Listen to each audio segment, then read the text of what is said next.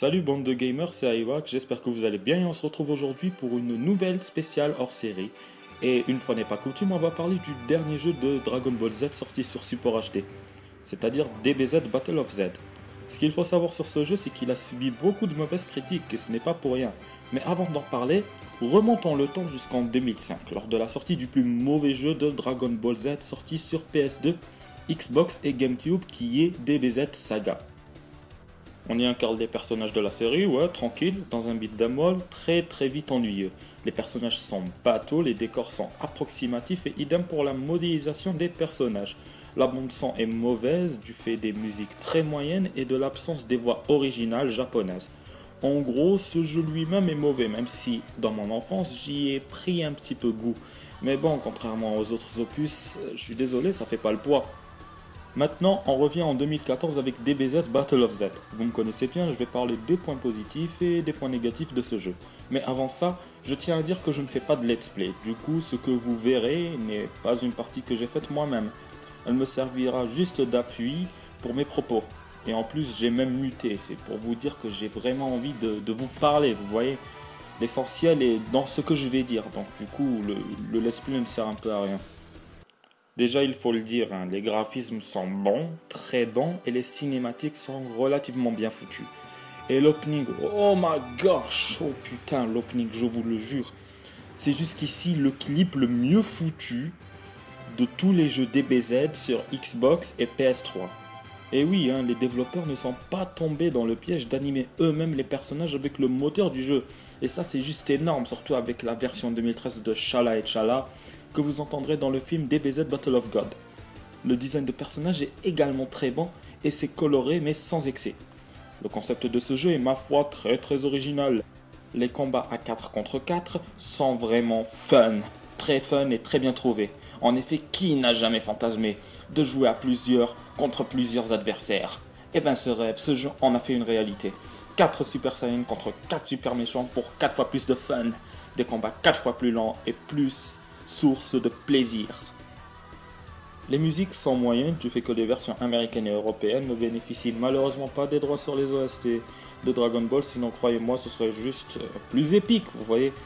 On note toutefois la présence des doubleurs originaux, pour notre plus grand plaisir, et des personnages de DBZ Battle of God, le dernier film DBZ sorti, c'est-à-dire Bills le dieu de la destruction, Whis son maître, et enfin Son Goku Super Saiyan God.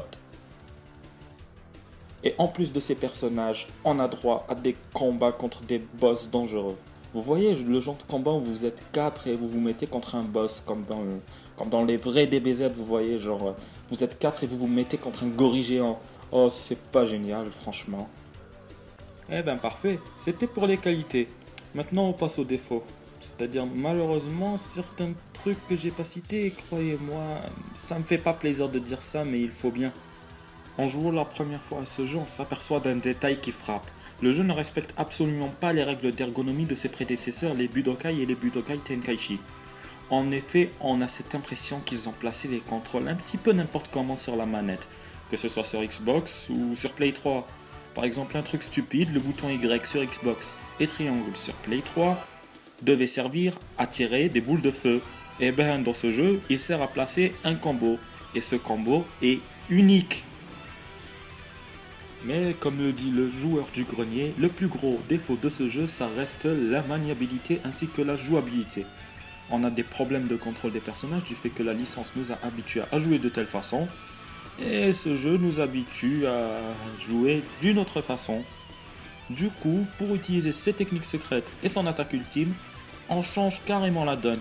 En plus, un point vraiment énervant de cet opus, c'est qu'on n'est pas du tout autonome. On ne peut pas charger son ki soi-même. Et pour pouvoir continuer à se battre, il faut demander l'aide à ses potes en ligne dans le meilleur des cas, et attendre l'intelligence ou plutôt la débilité artificielle au pire des cas. Ce qui fait qu'on ne peut pas jouer comme on l'entend. Ce qui rend certaines parties à vivre comme des minutes ou des secondes abominables. Et oui, ce qu'on observe au niveau des défauts, c'est qu'ils sont plutôt liés au gameplay, mais je n'ai pas parlé de l'adaptation. Ce jeu ne permet malheureusement pas aux fans de revoir certains moments intenses du scénario de DBZ, puisque celui-ci n'est pas du tout fidèle à la série originale.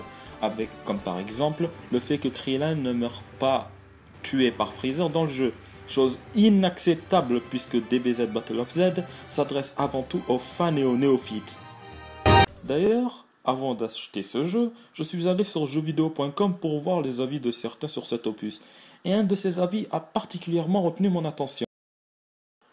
What? Attendez, je viens de lire que Végéto Super Saiyan était payant. Eh ben là, je comprends mieux ce qui pousse certains à faire passer leur nerf sur ce jeu. Il faut dire que Végéto est l'un des persos préférés des fans de DBZ. Faire en sorte qu'il soit payant, c'est un sacrilège, c'est un déclin. Mais attendez, vous voulez connaître le détail le plus affreux et le plus insultant de ce jeu envers la série? C'est le fait qu'on ne peut pas se transformer en plein combat. Bon allez, ne me dites pas que vous allez me mettre un pouce rouge à cause de cet argument, voyons. Vous ne ressentez pas comme une arnaque le fait de ne pas pouvoir se transformer? Bon, je crois que ça suffit, je passe à la conclusion avant de dégénérer. Si DBZ Battle of Z se fait un peu déchirer sa race, c'est pas sans raison. Le jeu, en renouvelant son gameplay, a délaissé tout ce qui faisait le charme et le vrai succès des jeux à licence de DBZ. Mais on peut dire ce qu'on veut sur ce jeu, il est tout sauf mauvais. Bien que jouer à un jeu dépourvu d'ergonomie énerve plus d'un, croyez-moi, vous prendrez beaucoup d'amusement et vous prendrez beaucoup de fun à jouer à ce jeu. Il reste meilleur que certains jeux d'avant les supports HD et d'avant la PS2. Et il faut avoir un minimum de tolérance envers ce nouvel opus. Ok les gens? En espérant que cette vidéo vous ait plu, n'hésitez pas à mettre un j'aime hein, si c'est le cas. N'hésitez pas à commenter la vidéo, à la partager, à vous abonner à la chaîne et à me suivre sur le Twitter dans la description. À présent j'y vais. Alors, ciao. Bisous.